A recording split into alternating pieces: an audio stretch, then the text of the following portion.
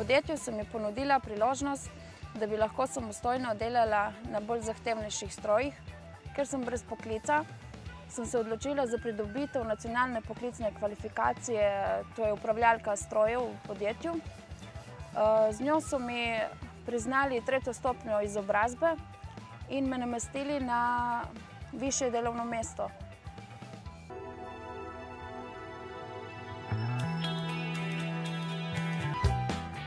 Osebno meni s to kvalifikacijo odpira poti za nadaljnje izobraževanje in mi zagotavlja eno varnost, da obdržim delovno mesto.